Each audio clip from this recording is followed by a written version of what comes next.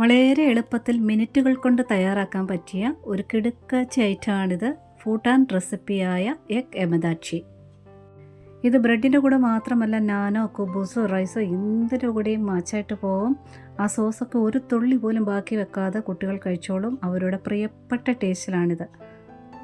ഈ റെസിപ്പി കുട്ടികൾക്കേ ചെയ്തെടുക്കാവുന്നതാണ്. വളരെ ഈസിയാണ്. ഒരു പ്രാവശ്യം അവരെ ഒന്ന് ചെയ്ത് കാണിച്ചു കൊടുത്താൽ മതിയാകും. ടേസ്റ്റ് എങ്ങനെയിരിക്കും എന്നൊരു ഡൗട്ടിലാണ് ഞാനിത് ഫസ്റ്റ് ടൈമിൽ ഉണ്ടാക്കുന്നത്. പിന്നീട് എത്ര തവണ ഉണ്ടാക്കിയെന്നറിയാമോ. ഇനി ഇത് തയ്യാറാക്കാം. ഞാനിവിടെ ഒരു നോൺ സ്റ്റിക്ക് കടായി വെച്ചിട്ടുണ്ട്. 2 ടേബിൾ സ്പൂൺ ബട്ടർ ചേർത്തിട്ടുണ്ട്. വേറെ ഓയിലൊന്നും ഇത് ചെയ്യരുത്, ബട്ടറിൽ മാത്രം ചെയ്തെടുക്കണം. ബട്ടർ ചൂടായിട്ടുണ്ട്. ഇനി ഇതിലോട്ട് 1.25 ടേബിൾ സ്പൂൺ ചെറുതായിട്ട് കൊത്തിയരിഞ്ഞ് വെളുത്തുള്ളി കുറച്ച് ഏറെയായിട്ട് ഇതിൽ ചേർക്കണം. ഒരു 10 സെക്കൻഡ് നേരത്തെ ഒന്ന് ഇളക്കിയെടുക്കുക. തീ കൂട്ടി കൊടുത്തു കഴിഞ്ഞാൽ പെട്ടെന്ന് ഇത് ബ്രൗൺ ആയി പോകും. ഒട്ടും ബ്രൗൺ ആകരുത്. അതുകൊണ്ട് കുറഞ്ഞ തീയിൽ ഒരു 10 സെക്കൻഡ് മാത്രം ഇളക്കി കൊടുക്കുക. ഇതായിട്ടുണ്ട്. ഇനി ഇതിലോട്ട് പച്ചമുളക് ചേർക്കണം. ഞാൻ 4 എണ്ണം എടുത്തിട്ടുണ്ട്. ഈ ഒരു സോസിന് കുറച്ച് കൂടുതലായിട്ട് പച്ചമുളക് ചേർക്കണം. കനം കുറഞ്ഞ് അരിഞ്ഞ് ചേർക്കുക.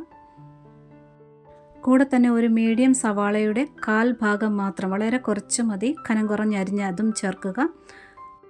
സവാള ചേർത്തും ചേർക്കാതെയും ഇത് ചെയ്തെടുക്കാവുന്നതാണ്. സവാള ചേർക്കുകയാണെങ്കിൽ ഇതുപോലെ വളരെ കുറച്ച് ചേർക്കുക.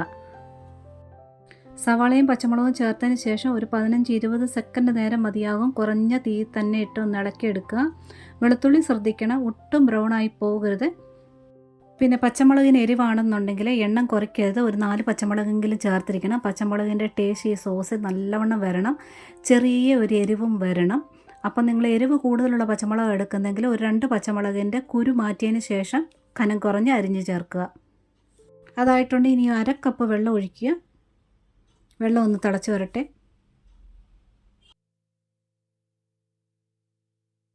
ഇനി ഇതിലോട്ട് ചീസാണ് ചേർക്കുന്നത്. സ്ലൈസായിട്ട് കിട്ടുന്ന ചീസ് ഉണ്ടല്ലോ, ഇതാണ് വേണ്ടിയത്. മൊസറല്ല ചീസ് ചേർക്കരുത്.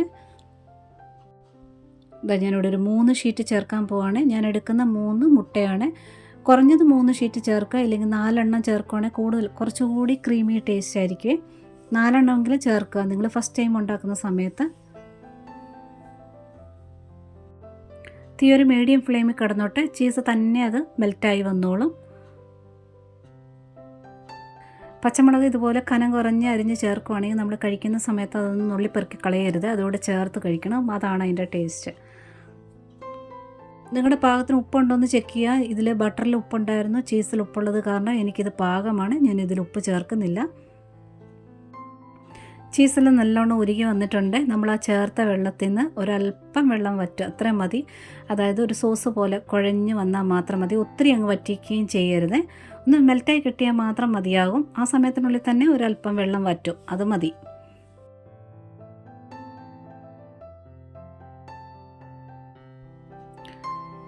ഇതിപ്പോൾ ആയിട്ടുണ്ട്. ഇനി ഇത് ഞാനൊരു വേറൊരു പാത്രത്തിലോട്ട് മാറ്റി വയ്ക്കുകയാണ്.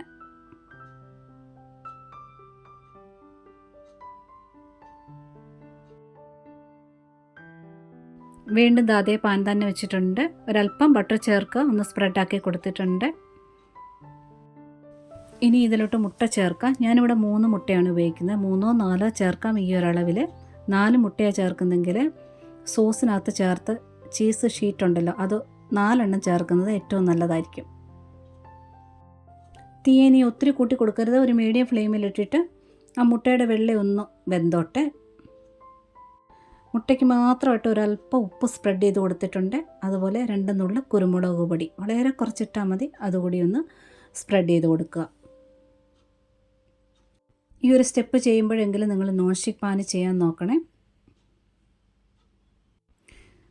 മുട്ടയുടെ വെള്ളയൊക്കെ ഒന്ന് വെന്ത് വന്നിട്ടുണ്ട്. അതായത് അതൊന്ന് ആ വളവെളുപ്പൊക്കെ ഒന്ന് മാറിയിട്ടുണ്ട്. ഉണ്ണി ശകലം കൂടെ ഒന്ന് സ്റ്റിഫാകാനുണ്ട്. അതങ്ങനെ ഇരിക്കട്ടെ. ആ സമയത്ത് ഈ സോസ് കൂടി മുകളിലോട്ട് ഒഴിക്കുക.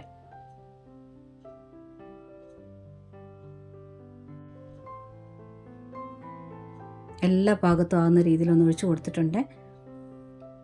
തീ അങ്ങനെ കുറഞ്ഞ് തന്നെ ഇരുന്നോട്ടെ.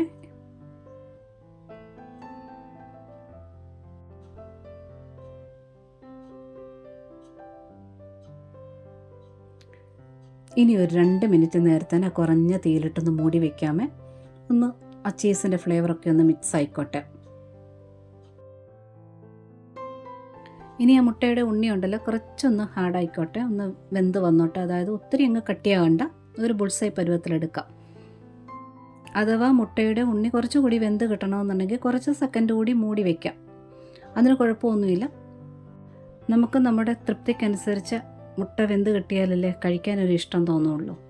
അപ്പോൾ അതിന് കുഴപ്പമില്ല, കുറച്ച് സെക്കൻഡ് കൂടെയൊക്കെ മൂടി വയ്ക്കാമേ. സോസ് മുട്ടയുടെ മുകളിലായത് കാരണം പെട്ടെന്ന് അതങ്ങ് വറ്റിപ്പോകത്തുമില്ല. ഒരുപാട് അത് വറ്റിക്കുകയും ചെയ്യരുത്. പിന്നെ ഈ സ്റ്റെപ്പെങ്കിലും നോൺ സ്റ്റിക്ക് പാനിനകത്ത് ചെയ്യാനായിട്ട് നോക്കുക. കാരണം ആ സൈഡിലത്തെ ആ ചീസൊക്കെ സാധാരണ പാത്രമാണെന്നുണ്ടെങ്കിൽ ഒട്ടിപ്പിടിക്കും.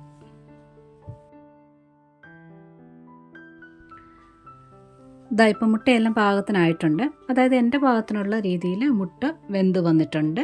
ഞാൻ ഇനി ഗ്യാസ് ഓഫ് ചെയ്യുകയാണ്.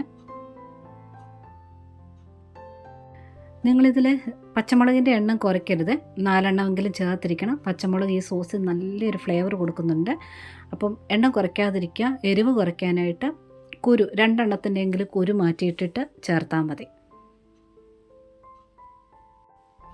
ഇതിങ്ങനെ കോരി കഴിക്കാൻ നല്ല ടേസ്റ്റാണ്. അതിൻ്റെ സോസ് ഒരു തുള്ളി പോലും കുട്ടികൾ വെച്ചേക്കില്ല.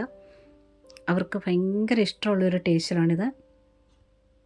പ്രത്യേകിച്ച് പിസ്സ, ചീസൊക്കെ ഇഷ്ടപ്പെടുന്ന കുട്ടികൾക്ക് അതിൻ്റെ ആ സോസിൻ്റെ ഒരു തുള്ളി പോലും ബാക്കി വെക്കൂല. ബ്രെഡ് ടോസ്റ്റ് ചെയ്യേണ്ട ആവശ്യമൊന്നും തന്നെയില്ല. ചെയ്യണമെങ്കിൽ ചെയ്യാം. കുബൂസോ നാനോ ചപ്പാത്തിയോ എന്തിൻ്റെ കൂടെയും അടിപൊളി കോമ്പിനേഷനാണ്. എന്നാൽ പിന്നെ ഇന്ന് തന്നെ ഇതൊന്ന് ചെയ്ത് നോക്കിക്കോളൂ. റെസിപ്പി ഇഷ്ടപ്പെട്ടിട്ടുണ്ടെങ്കിലേ ഒരു ലൈക്ക് തന്നൊന്ന് സപ്പോർട്ട് ചെയ്തേക്കണേ. കൂടാതെ കൂട്ടുകാർക്കൊക്കെ ഷെയർ ചെയ്ത് കൊടുക്കാനും കമൻറ്റ് തരാനും ഹൈപ്പ് തന്ന് സപ്പോർട്ട് ചെയ്യാനും മറക്കല്ലേ. സബ്സ്ക്രൈബ് ചെയ്ത് കാണുന്നവരുണ്ടെങ്കിലേ ഒന്ന് സബ്സ്ക്രൈബ് കൂടെ ചെയ്തേക്കണേ. നോട്ടിഫിക്കേഷൻ ബെൽ ബട്ടണിൽ ഓൾ ഓപ്ഷൻ ഒന്ന് ടിക്കാക്കി ഇടാനും മറക്കരുത്. അപ്പോഴാണ് പുതിയ വീഡിയോയുടെ നോട്ടിഫിക്കേഷൻ നിങ്ങൾക്ക് വേഗം എത്തിച്ചേരുക. ഒരുപാട് സ്നേഹത്തോടെ താങ്ക്സ് ഫോർ വാച്ചിങ്.